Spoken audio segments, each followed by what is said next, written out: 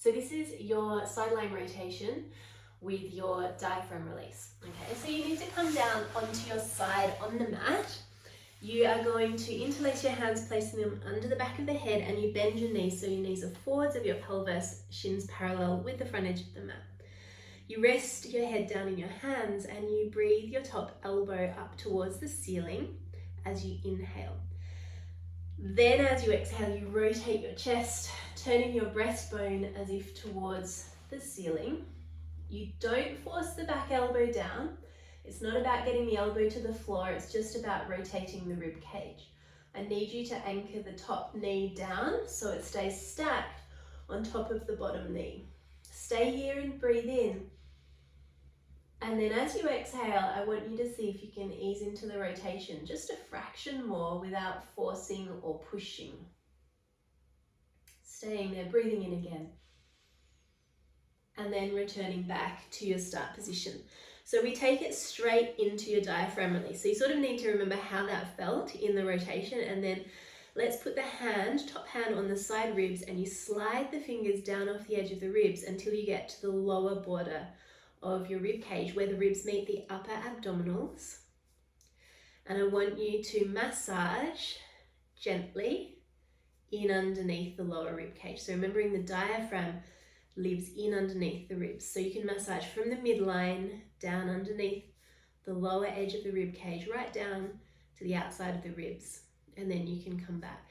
Now for some people this is very uncomfortable and you need to be really gentle with a feather-light touch.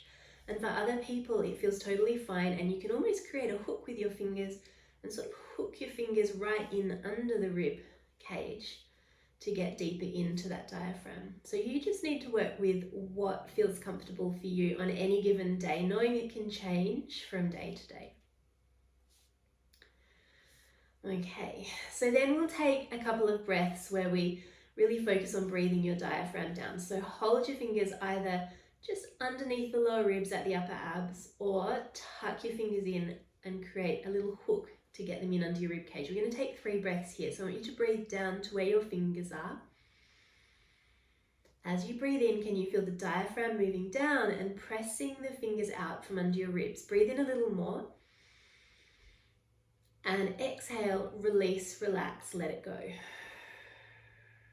We'll take it again. So I want you to breathe down to where your fingers are. Inhale. Feel the diaphragm pushing the fingers out from under the ribs. Breathe in a bit more. Can you feel that internal diaphragm stretch? And then exhale, let it go. So we are exaggerating the breath in and we're directing it down to the diaphragm to feel the diaphragm move. We're going to take one more. So breathing down to where your fingers are. Feel the diaphragm push the fingers out from under the ribs, and now breathe in more. Feeling that expansion of the diaphragm. Breathe in a little more if you can. Exhale, release, relax. And let that go. Okay, so then interlace the hands around the back of the head, and we take another twist just to check and see how that feels having done your diaphragm release. So as you breathe in, lift your top elbow and breathe your diaphragm down.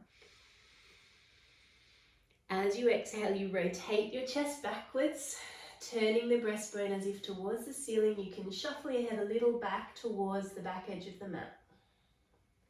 Okay, hopefully it feels a little more easy to rotate, or perhaps there's a little more range. Stay here and breathe in, breathing your diaphragm down. Stay here and breathe out and see if you can ease into that rotation a little bit further. Remember, you keep the top knee stacked on the bottom knee. You don't force the back elbow down. It's just the rib cage rotating back from the pelvis. Stay here and breathe your diaphragm down again. As you exhale, returning back to your start position. And then I need you to turn over and do the other side.